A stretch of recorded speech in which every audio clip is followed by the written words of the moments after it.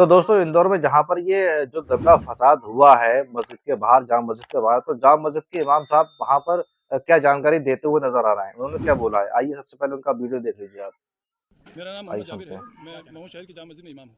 मैंने आप मीडिया साथियों को इसलिए बुलाया है कि मुझे ये खबर मिली है सोशल मीडिया से के थ्रू, चूँकि ये बाकायदा पूरे देश में ये माहौल बनाने की कोशिश की जा रही है या खबर फैलाने की कोशिश की जा रही है कि मुसलमान को इंडिया की जीत से नाराज़गी थी और इस तरह से ये मामला बिगड़ा है और मुसलमानों की वजह से ये सब कुछ हुआ है। ये एक गलत बात फैलाई जा रही है और इस चीज़ से हमें बहुत दुख हुआ है। मुस्लिम कौम को या मुस्लिम समाज को इस तरह बदनाम करने की कोई ज़रूरत नहीं है। मुसलमान भी इसी देश के वासी हैं। ये परसेप्शन चूँकि देश में बहुत सारे लोगों ने पहले से ही बना रखा है कि मुसलमान जो है वो देश विरोधी हैं, और जबकि कहानी यहाँ पर जो शुरू हुई है वो इस तरह शुरू हुई है कि सबसे पहली चीज़ शासन प्रशासन से जिस तरह की चूक हुई है, उन चूकों के चलते यहाँ पर यह हादसा हुआ है।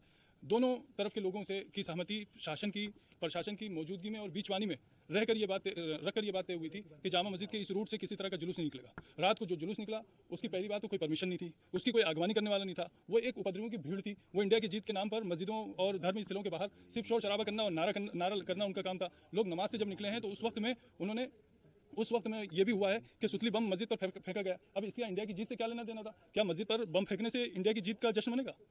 ये बहुत बुरी बात हुई है और इस चीज़ का हमें बहुत दुख है कि एक तरफ गलती करने वाले गलती कर रहे हैं, दूसरी तरफ कुछ लोग ऐसे हैं जिनके हाथ में किसी भी तरह का सोशल मीडिया का कोई सा भी प्लेटफॉर्म या आईडी है, तो वो उसके थ्रू ये फैलाने की कोशिश कर रहे हैं कि मुसलमान जो है वो देश का विरोधी है और इंडिया की जीत से उसको तकलीफ है वगैरह वगैरह वगैरह। हम इस चीज़ से बहुत दुखी हैं और बहुत साफ साफ कहना चाहते हैं कि हमारी मस्जिद न पाकिस्तान में है, न हमारे महल बांग्लादेश में। हम इसी हिंदुस्तान के निवासी हैं, इसी हिंदुस्तान में हम रहे हैं, इसी हिंदुस्तान में हम रहते हैं, इसी हिंदुस्तान के साथ हमारा रिश्ता है। इस तरह की बातें करना ये और फिर कुछ लोगों की, तो मैं समझता हूँ कुछ लोगों की तो रोजी रोटी या नेतागिरी या उनका अपना जो भी प्रोफेशन है वो तो हिंदू मुस्लिम पर चल रहा है।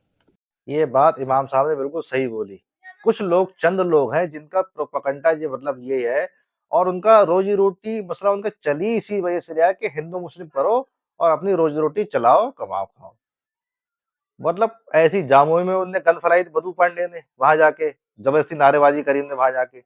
ऐसी यहाँ पर कुछ लोगों ने, रैली की परमिशन होती है, भाई बिना परमिशन के आप कैसे रैली निकालोगे? ऐसी जामुई में बिना परमिशन के रैली निकाली, वहाँ पे हादसा हो गया। अब यहाँ पर भी बिना परमिशन के निकाली तो यहाँ पे भी हो गया। तो ये जानकारी इमाम साहब ने दी, तो मतलब आपको उसके बारे में अपनी क्या राय कमेंट बॉक्स में कमेंट करके ज़रूर बताएँ और साथ ही साथ इस वीडियो को ज़्यादा से ज़्यादा फैलाएँ ताकि ये वाली इन्फॉर्मेशन लोगों तक ज़रूर पहुँचे, क्योंकि